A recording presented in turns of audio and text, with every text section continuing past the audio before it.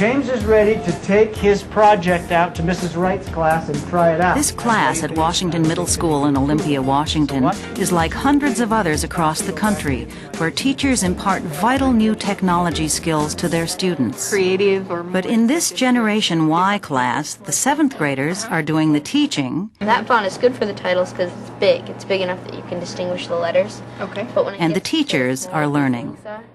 Do you see anything you would change? Yeah, there's no home link here. Okay. I noticed that on your previous page, like you have one here, and that's really good.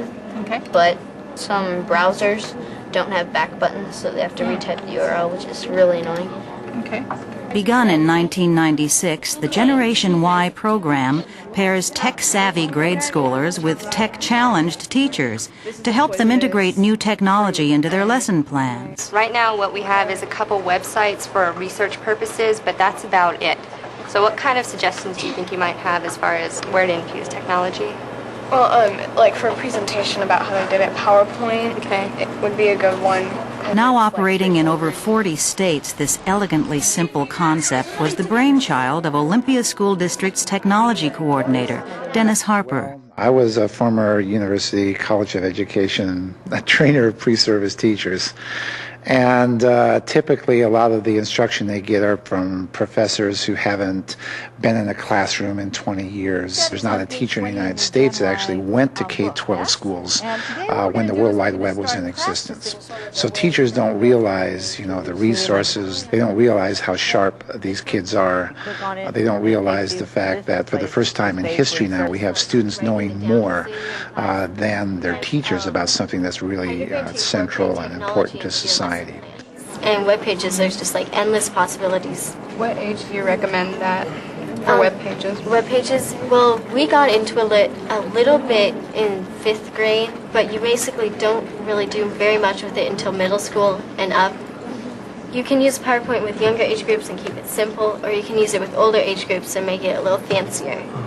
It's been really helpful for me to get a student's perspective on how to infuse technology in my classroom. I'm actually learning from these girls here about where to put technology, how it's used, and what's in the classrooms right now. It aligns well with my teaching philosophy in that I need to teach what they need to know. And if they need to learn something, we need to move in that direction. I don't know unless I'm talking to them and working with them.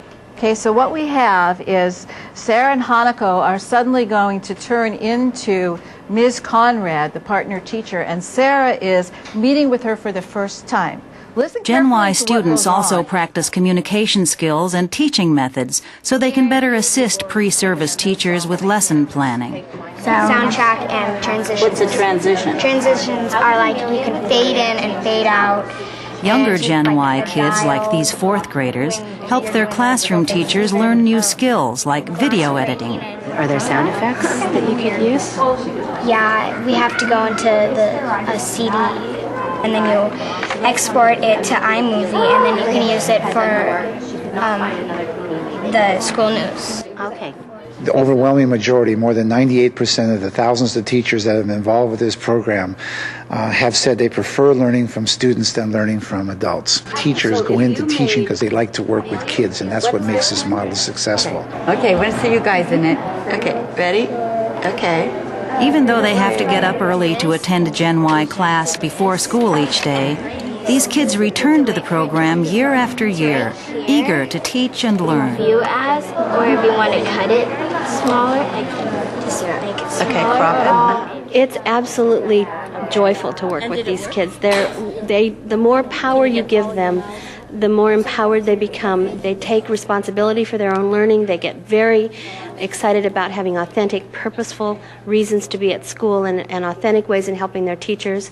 They take charge of their learning, and it carries across into all of the disciplines. They just really feel that it's important for them to be here, that they are the people who matter in the school. Headings go with the graphics. Okay, so what I want you to watch for is James shows his first 2 or 3 slides is what are the things that you Gen Y instructors like Craig Costello see more than a win-win proposition at work.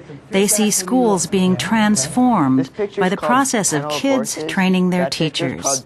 We've got teachers who are interested in education because they're about to become teachers, students who are interested in the educational process because they've just had to teach a lesson for the first time and realize suddenly how difficult it is, and experienced teachers who realize they can't figure out the technology unless they get some help from somebody. So when we meet in that common area, suddenly we've got something to talk about together, and the whole culture of our school has changed, you know, in an easy way. It hasn't been teachers feeling like, oh, I've got to be dragged and pulled into this technology kind of thing. They've got their students working with them over time on a project, and then suddenly they have the skills, and it was like kind of a painless way of getting the skills.